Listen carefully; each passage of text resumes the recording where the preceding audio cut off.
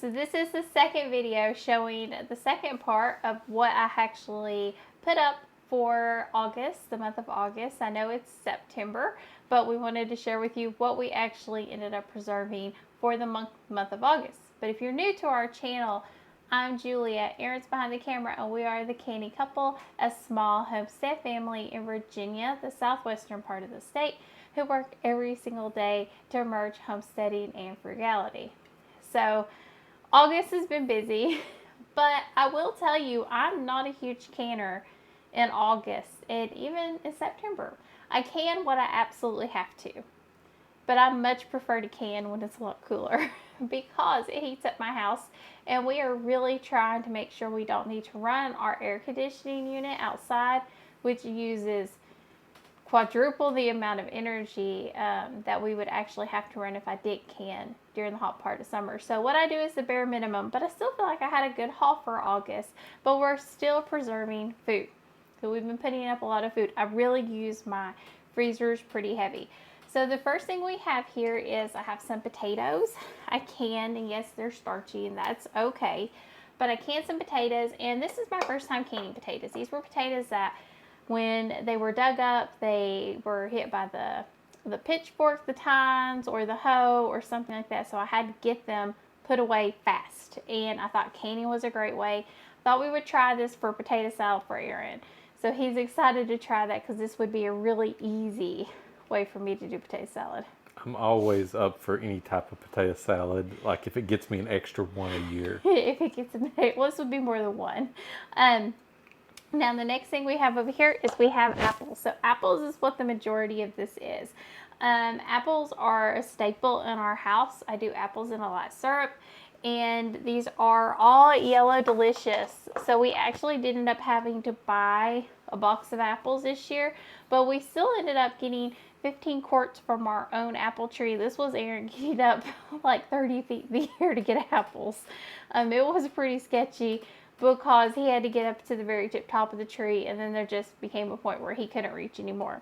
So we had 15 of our own, 17 That's of what the you other, said, yeah. 17 from the ones we bought, which we feel is really good. So that was our total apple haul for the year.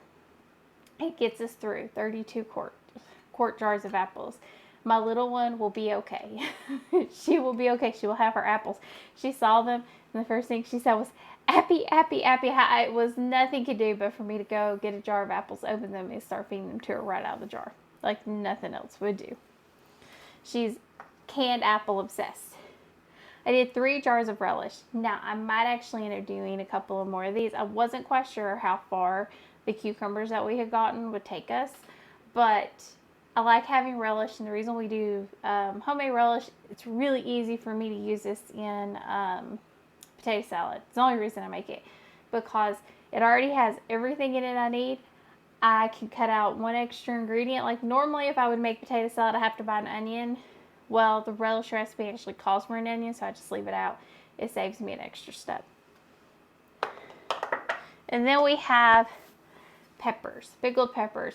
So we actually bought some banana peppers. I wasn't quite sure if we were going to have enough of our own. Glad we did. We can get a big bag of them for like $5, so it's really reasonable. But the red ones in here are jalapenos and some banana peppers. Now, if you let them sit on the vine, they will turn red and they get hotter. But we do pickle them. Aaron likes them on Mexican. Mexican doesn't taste right if it doesn't have pickled peppers on it, apparently. Yes, no. I wouldn't know. The acid that it adds, it's so needed. No, but we had 1, 2, 3, 4, 5, 6, 7. Yeah, 7 jars of those. So 3 jars of relish, 7 jars of those. And then the other thing I did was I did some peppers and garlic. So these are actually cayennes, and I think I have a few Tabascos in there. Mm-hmm. So cayennes and Tabascos. We did, it's like a candy cane, right? Is that, or candy cane was the one that's done the best for the cayenne peppers. Those really thin ones. Yep. They did the best for us. And then all of the garlic, actually, I just really did the elephant garlic. And it was massive. And this is cut up. I mean, they were huge bulbs in here. This is one. And then I have this one here. And you might ask, Julia, why didn't you pack these fuller? Why aren't they fuller? We learned the hard way. If you overpack these and you fill them too full, you will have a mess. The fermenting. The fermenting. No, no. And I will take a knife around my ring. I'm pretty sure you could probably just put the ferment cap on them and burp them. Yeah, you could. You could actually do that, but it would, if you like the smell, your house is really going to smell. I just take a knife underneath it when it gets too tight and just let it burp it that way. It worked out really well, actually. But we had 3 jars of those. I'm waiting for some more peppers because, as you can see, those yellow bowls over here, because I have a lot of garlic I have to work through. And then my love are tomatoes. You can tell these have been frozen. I'm waiting for a cool day. I've got a whole lot of tomatoes in my freezer I need to pull out, get them in a pot, let them start cooking down to actually can them up, because we actually ended up with more tomatoes this year than we thought we were going to have. We did. We've ended up with a lot more tomatoes than we thought we were going to have. I would say I'm probably now at least 10 gallon bags of tomatoes, at least. Somewhere around there. I was going to say, I don't know. All I know is you keep saying there's no room in the freezer. There's no room in the freezer. There's no room in my freezer right now because I have so many tomatoes. I feel like I'm having to shove, and they don't fit easy. Like, I've never been able to just freeze them and have them fit in my freezer nice and neat like I can. Like the little ones, the spoon tomatoes and the Matthews cherry tomatoes, those are very easy because they just kind of stay in their little ball form, and I can just shift those around. We've actually ended up with 3 gallon bags of those. 3 full gallon bags. It's crazy how many of these spoon tomatoes we've actually ended up with. And we're still getting more. They're still blooming. Yeah, And the vines are out of control. Yeah, and they'll go to frost the way it's going now. And we'll probably be able to pick them a little bit after, because where they're beside the house, we actually get a little bit of heat. We can actually pick them just a little bit after until it gets too late. And we've also had some gojis. Now, the gojis did not go as far. They started to actually die off, but they bloomed again. Yeah. Everywhere there was a bloom before is another bloom, and they are producing again. We're going to have gojis into January. Yeah. And the frost and everything, doesn't hurt them. They don't hurt them, because I picked them in December, January numerous times. Yeah. Snowing. It's nothing for him to pick them there. Now, we did have blueberries up until, was it September the 2nd? I picked 1 blueberry in September. Yep.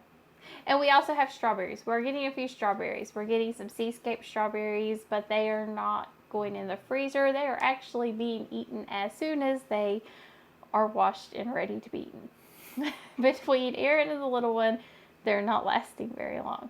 But they're really little right now. But we have been getting just a few of those, which has been nice. Strawberries in September. The Seascape are really good. They're everberry, correct? Correct. And we actually got them for that purpose. So they kind of produce throughout the summer, and it's just the weather's been right. They start producing again. So this is what we have done. We would really like to hear what you have done, and we would really appreciate it if you would hit the subscribe and like button on our channel. But let us know in the comments what you've done for the year. What have you been preserving? What has been your focus? Like I said, canned fruit right now is one of our big focuses. You saw before I did peaches, now I did apples. We skipped the pears this year because apples were more of a priority for us. I have enough pears to do us throughout the next year. But peaches and apples are kind of priorities for us for this year. But let us know in the comments below. I'm really curious as what everybody else is canning out there, because I'm a simple canner. I like to do single ingredients. The most complicated recipe I use is my pickle and relish recipes. Everything else is super simple for me. But let me know. And as always, check out our link tree where you will see all of our other content. And thank you for joining us on the Canny Couple, where we work hard, live simple, and enjoy life. Have a wonderful day.